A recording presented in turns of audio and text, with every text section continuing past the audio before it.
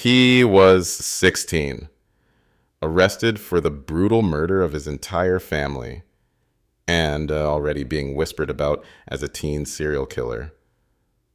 But when the trial started, he didn't flinch, didn't cry, didn't show a shred of remorse. He just laughed. Laughed at the jury, mocked the court, convinced his age would save him. They don't give the death penalty to kids. At least that's what he thought. Before we show you what really happened in that courtroom, make sure you're subscribed with that bell turned on and drop a comment telling us where you're watching from. Because this story, it ends exactly where he never thought it would. The King County Superior Courthouse squatted like a concrete fortress on 3rd Avenue. Its walls stained the color of old coffee by decades of Seattle rain. Inside, the air carried that particular government building mixture: floor wax, burnt coffee, and nervous sweat. Courtroom 2B hummed with fluorescent lighting that made everyone look slightly ill. Evan arrived early, his expensive sneakers squeaking against polished floors. When he sat at the defense table, he immediately began that finger-tapping rhythm, like he was listening to music only he could hear. The gallery filled with court reporters, sketch artists, and courthouse regulars who collected sensational cases like baseball cards. But missing were the usual family members, childhood friends, or character witnesses. The defense side remained conspicuously empty, not because people didn't know Evan Marks, but because those who did had chosen to stay away. His public defender, Mitchell Reyes, shuffled through files with weary efficiency, his tired eyes reflecting someone who'd drawn the short straw. Across the aisle, Assistant District Attorney Kendra Sloan arranged her materials with surgical precision, each document in its place, each exhibit numbered. When she glanced toward the defense table, her expression suggested she was looking at a puzzle she'd already solved. At 9:30, the bailiff called everyone to rise. Everyone, except Evan. He remained seated with that enigmatic smile until Reyes pulled him upright. Even then, he rose with theatrical slowness, scanning the courtroom with something that looked almost like amusement. Judge Marion Keller entered with the measured stride of someone who'd spent 20 years watching human nature at its worst. When she looked out over the courtroom, her gaze lingered on the defendant, already taking his measure. Calling case number 21641, State of Washington versus Evan Michael Marks. 3 counts of murder in the first degree. The words hung like smoke. 3 counts, murder, first degree. Each phrase carried the weight of lives ended, families destroyed. Evan's response was to lick his lips once, slowly, as if tasting something interesting. Judge Keller's eyes narrowed. Mr. Marks, you will maintain appropriate courtroom decorum. That includes standing when instructed. Do you understand? Evan tilted his head, considering the question like a riddle. Then he nodded once, the movement so exaggerated it bordered on parody. Yes, Your Honor. As the charges were read, Martin James Marks, aged 44, Dana Marie Marks, aged 41, Lily Rose Marks, aged 10. Evan's fingers drummed against the table. Tap, tap, tap. When the clerk reached his sister's name, his tapping paused, then resumed, slightly faster. Prosecutor Sloan rose, her heels clicking as she approached the jury box. When we think about murder, we often imagine chaos, but this case is about something far more chilling. Premeditation. A 16-year-old boy who spent weeks planning the systematic execution of his entire family. From the defense table came a sound that might have been a suppressed laugh. You'll see evidence that walks you through Evan Marks' plan. Receipts for the tools he used, internet searches about killing efficiently, text messages describing his family as obstacles to his freedom. She glanced toward Evan, who was staring directly at her with that unsettling smile. And you'll hear from first responders who found him calmly eating breakfast while his family lay butchered around him. The defense attorney's response was brief and hopeless. Evan Marks is 16, a troubled child failed by everyone who was supposed to protect him. He's not a monster. He's a victim of circumstances and mental illness.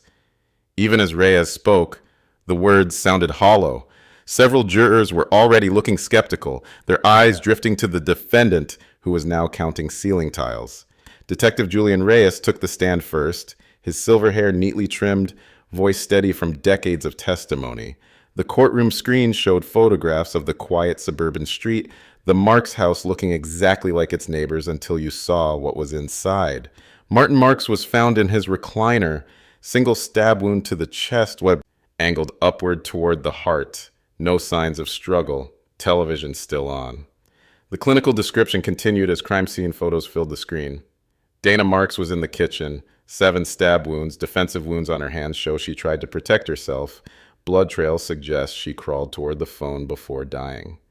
Several jurors looked away as the detective described the final victim. Lily Marks was in her bed, single wound to the back. She appeared to have been sleeping and likely never woke up. The silence was deafening. When I arrived, Evan was eating cereal at the kitchen table. Calm. When I asked what happened, he said he thought someone broke in and asked to borrow my phone. He didn't ask about his family, just wanted a phone charger. Officer Mayra Ortega took the stand next, her digital forensics laptop in hand. The screen showed a familiar browser interface as she described Evan's search history. How to kill silently with knife.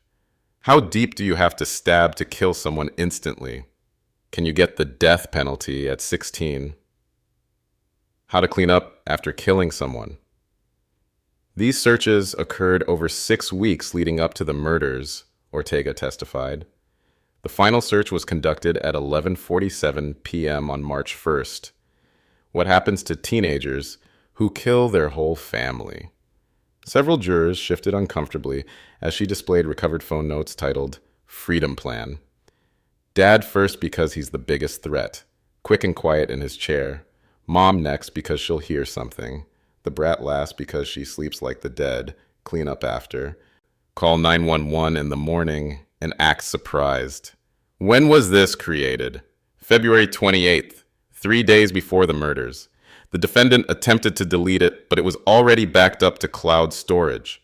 Dr. Luis Contreras, the county's forensic pathologist, described the wounds with clinical precision. Mr. Marks sustained a single stab wound to the heart. The precision suggested either luck or research, exactly where someone would strike if they'd studied the most efficient way to kill, with a knife. He paused before continuing. Mrs. Marks had 7 wounds and defensive injuries. She was awake, tried to protect herself. Lily sustained a single wound to the back while sleeping. She likely never woke up. Based on all 3 victims, what can you tell us about the killer? This wasn't passion or burglary gone wrong. This was methodical execution by someone who had planned exactly what they were going to do. Day 3 began with an unexpected development. The defense, perhaps recognizing that their case was already lost, made a decision that surprised everyone in the courtroom. They were going to put Evan on the stand. Your Honor, Mitchell Reyes announced, the defense calls Evan Marks to testify on his own behalf. A ripple of surprise moved through the gallery. Putting a defendant on the stand in a murder trial was always risky, but putting a teenager accused of killing his family was either desperation or strategy, and in this case, it was hard to tell which. Evan stood and walked to the witness stand with the same casual gait he'd maintained throughout the trial. He raised his right hand to take the oath, and for the first time since the proceedings began, he looked directly at the jury as he swore to tell the truth. His voice was steady, almost conversational. I do. He settled into the chair with that easy confidence of someone sitting down for a casual interview, not someone testifying in his own murder trial. Evan, his attorney began gently, I want you to tell the jury in your own words what happened on the night of March 2nd. Evan nodded thoughtfully, as if he were being asked to recall what he'd had for dinner, rather than the night his family was murdered. I went to bed early that night, around 9:30, I think. I'd been playing video games and I was tired. I put on my headphones and listened to music until I fell asleep. His delivery was smooth, practiced, too practiced. When did you next wake up? Around 7 in the morning. I came downstairs to get some breakfast and He paused, his expression shifting to what might have been intended as grief, but looked more like someone trying to remember their lines in a school play. That's when I found them. What did you do? I was in shock. I didn't know what to do. I tried calling 911, but my phone wasn't working right. So I just waited. I thought maybe if I acted normal, if I had some breakfast, maybe I could think clearly enough to figure out what to do. Several jurors exchanged glances. The story was plausible enough if you ignored everything else they'd heard over the past 2 days. Evan, did you kill your family? No. The word came out flat, emotionless. Not the desperate denial of an innocent person, but the casual dismissal of someone who'd been expecting the question. Did you plan their deaths? No. Did you research methods of killing people? Here, Evan paused for just a moment. I looked up some stuff online, but it was just curiosity. Like watching horror movies. It doesn't mean you want to actually do those things. The defense attorney nodded encouragingly, but even he looked like he was having trouble believing his client's answers. Evan, I know this is difficult, but I need you to explain to the jury why the evidence seems to point to you. Another pause. Longer this time. When Evan answered, his voice carried a slight edge of irritation, as if the question was somehow unfair. I think someone wanted it to look like I did it. Maybe someone who knew our family, who knew I was interested in true crime stuff. They could have used my computer, planted evidence. I mean, I'm just a kid. Why would I kill my own family? It was a reasonable question, if you ignored the mountain of evidence that had been presented over the past 2 days. The cross-examination was where everything fell apart. Prosecutor Sloan approached the witness stand with the patient air of someone who'd been waiting for this moment since the trial began. Evan, you testified that you were asleep during the murders. Is that correct? Yes. With headphones on, listening to music? Yes. What song were you listening to when you fell asleep? For the first time since taking the stand, Evan looked uncertain. I don't remember. Just whatever was on my playlist. Can you name any songs from that playlist? I listened to a lot of different stuff. Sloan nodded pleasantly. We examined your phone's music app, Evan. According to the data logs, no music was played through your headphones after 8:47 p.m. on March 2nd. In fact, your headphones weren't even connected to your phone that night. Evan's composure flickered for just a moment. The app must have glitched or something. Or something, Sloan agreed. Let's talk about your internet searches. You said they were just curiosity, like watching horror movies? Yeah. Do you remember searching for, how deep do you have to stab to kill someone instantly? Maybe. I don't remember all my searches. That search was conducted at 11:23 p.m. on February 15th. Do you remember what you were doing that night? Evan shrugged. Probably just browsing around. According to your phone's data, that search was conducted immediately after you received a text from your mother asking you to clean your room. Does that jog your memory?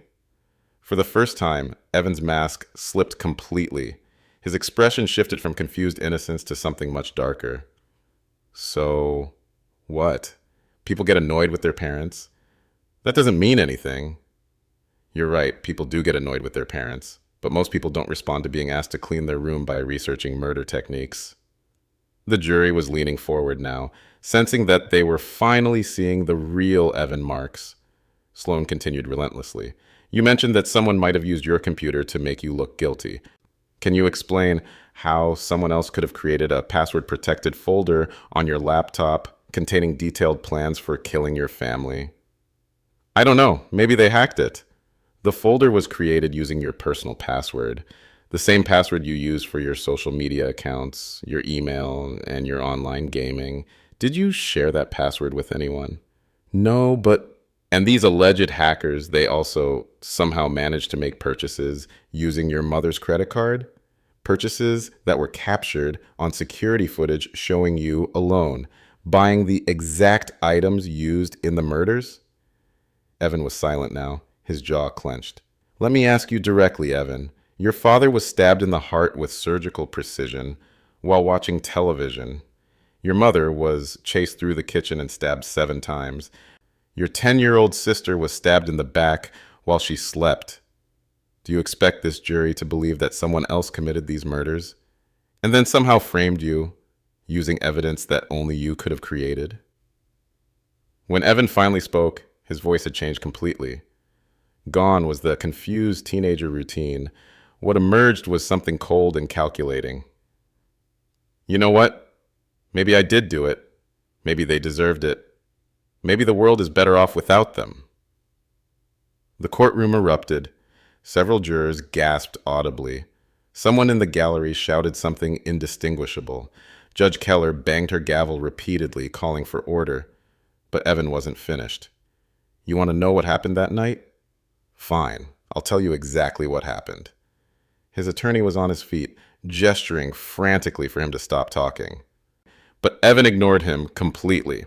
I waited until they were all settled in for the night. Dad in his chair, like always, watching his stupid nature documentaries. Mom cleaning up the kitchen, like always, because God forbid there be a dirty dish left overnight. And the brat upstairs probably playing with those stupid stuffed animals. The courtroom was dead silent now, everyone transfixed by the confession unfolding in front of them. I started with Dad because he was the easiest. One quick stab and he was done. Didn't even have time to look surprised. Then Mom heard the noise and came to investigate. She actually tried to run. Can you believe that? Like she thought she could get away from me in her own house. Several jurors were staring at him in horror. Others couldn't look at him at all. The brat was last. She didn't even wake up. Just laid there, sleeping, while That's enough! Judge Keller's voice cut through the courtroom like a whip. Bailiff, remove the defendant from the stand immediately! But Evan wasn't done. As the bailiff approached, he turned to the jury one final time. You want to know why I did it? Because I could. Because they were weak, and I was strong. Because I wanted to see what it felt like. And you know what? It felt amazing. For the first time in my life, I had complete control. The bailiff reached him then, but Evan shook him off, standing on his own. Go ahead, convict me, send me to prison. I'm 16 years old. I'll be out before I'm 30, and then I'll be free to do whatever I want, and there's nothing any of you can do to stop me.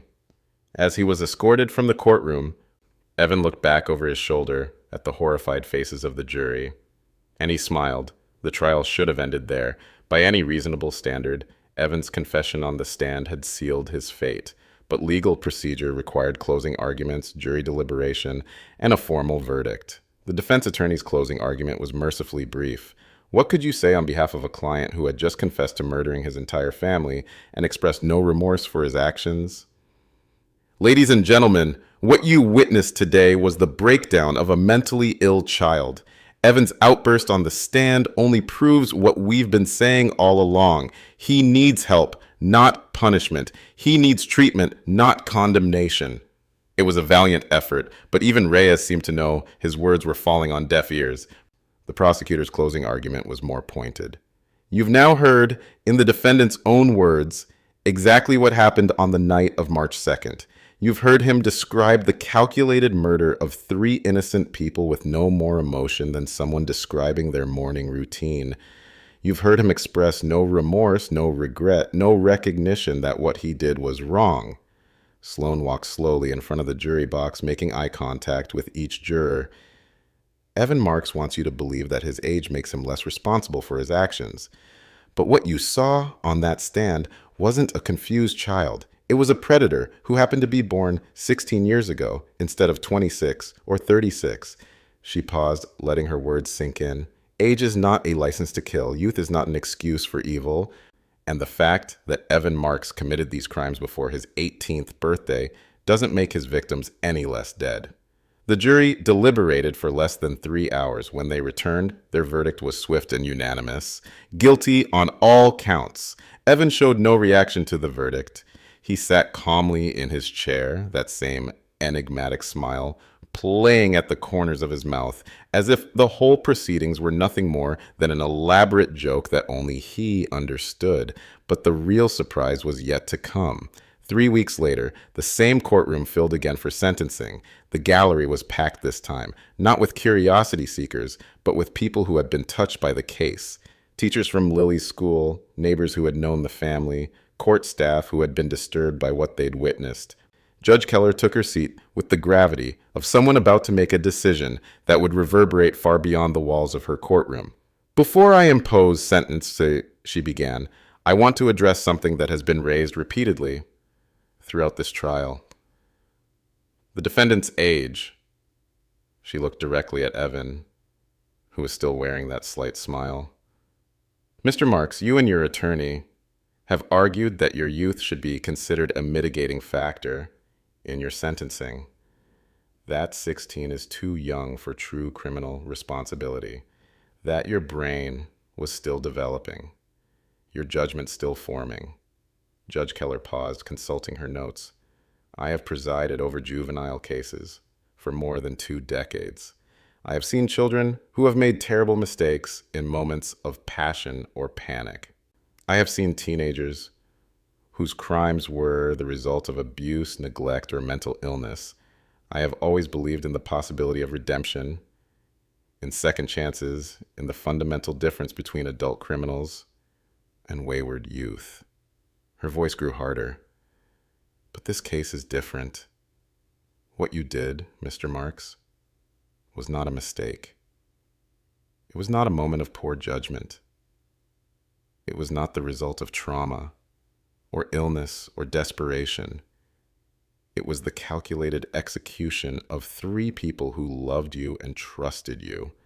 Several people in the gallery were crying now, though whether from relief or sadness was impossible to tell. Your own words, both in your digital communications and from the witness stand, demonstrate a level of premeditation and callous indifference that transcends age. You researched your crimes for weeks. You planned every detail. You executed those plans with clinical precision. And when given the opportunity to show remorse, you instead chose to mock your victims and boast about your actions. Judge Keller stood, her black robes making her seem larger than life. The law allows for juvenile offenders to be sentenced as adults in cases of extraordinary depravity. This court finds that your crimes meet that standard. For the first time since the trial began, Evan's smile faltered. Furthermore, the aggravating factors in this case, the vulnerability of the victims, the breach of familial trust, the complete lack of remorse, warrant the most severe penalty available under law. Evan was leaning forward now, his casual demeanor replaced by something approaching panic. Therefore, it is the judgment of this court that you, Evan Michael Marks, are sentenced to death by lethal injection. The words hit the courtroom like a physical blow. Several people gasped. Someone in the gallery shouted, "Yes!" before quickly falling silent. But the most dramatic reaction came from the defendant himself. "No!" Evan shot to his feet, his chair scraping loudly against the floor. "You can't do that! I'm 16! There are laws!" Gone was the calculating predator who had confessed so casually to triple murder. In his place stood a terrified teenager who suddenly understood that actions have consequences. This isn't fair. I was supposed to get juvenile detention. I was supposed to get out when I turned 25. 2 bailiffs moved toward him, but Evan continued shouting, "You can't kill a kid. It's not legal. Someone stop this." He looked around the courtroom wildly, searching for a friendly face, for someone who would step forward and save him from the consequences of his own actions. He found none. "Mr. Marks," Judge Keller's voice cut through his panic like a blade. "You forfeited any claim to childhood the moment you decided to butcher your family in their sleep. You wanted to be treated like an adult criminal. Congratulations. You got your wish." The bailiffs reached him then, restraining him as he continued to struggle and shout, "This is wrong. This is murder. You're all murderers." As he was dragged from the courtroom, Evan's voice grew increasingly shrill, increasingly desperate. "I was just a kid. I didn't know what I was doing. Someone help me." But it was too late for help, too late for excuses, too late for the childhood he had voluntarily surrendered in exchange for 3 lives and a few moments of feeling powerful. The courtroom doors closed behind him with a sound like finality itself. Judge Keller remained standing as the gallery slowly emptied, people filing out in stunned silence. The case was over, but its implications would linger long after the last spectator had left. Outside the courthouse, reporters waited with cameras and microphones, ready to broadcast the story of the teenager who had killed his family and received the ultimate punishment. But inside the now empty courtroom, there was only silence and the lingering question of how someone so young could become something so monstrous. In the end, Evan Marks had gotten exactly what he'd planned for: complete control over his family's fate. He just hadn't planned on what would happen after that control was taken away. The case would be appealed, of course. It would wind its way through higher courts for years, generating legal briefs and scholarly articles about juvenile justice and the death penalty. But for the people who had sat in that courtroom and heard a 16-year-old boy describe murdering his family with pride, the verdict felt like the only possible conclusion to an impossible situation. Some crimes are so heinous, so calculated, so devoid of humanity that age becomes irrelevant. Some people choose evil so completely that redemption becomes impossible.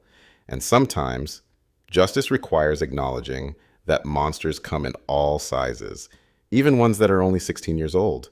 What do you think? Can a 16-year-old truly understand the full weight of their actions? Well, or are there some crimes so calculating that age becomes irrelevant? Was this justice? Or should we never sentence someone to death for crimes committed as a minor, regardless of how heinous those crimes might be? Let me know your thoughts in the comments below. These are the cases that challenge everything we think we know about justice, childhood, and the capacity for evil. If this case made you think twice about the nature of justice, hit that subscribe button and the notification bell. Share this video with someone who believes in having difficult conversations about difficult topics. More cases that will challenge your assumptions are waiting in the playlist. Pick one now, and I'll see you in the next story where we explore the darkest corners of human nature and the legal system's response to them. Thanks for watching. And remember, sometimes the most important conversations are the ones that make us uncomfortable.